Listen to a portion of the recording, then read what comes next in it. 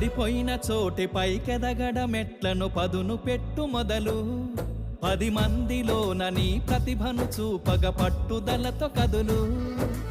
ఏలు పట్టి నడిపించునురా ఎదురైన అనుభవాలు వేల ఏండ్లు వర్ధిల్లునురా నీ విజయ జ్ఞాపకాలు రాదురా ఏ విజయం నీ కోసం నా కోసం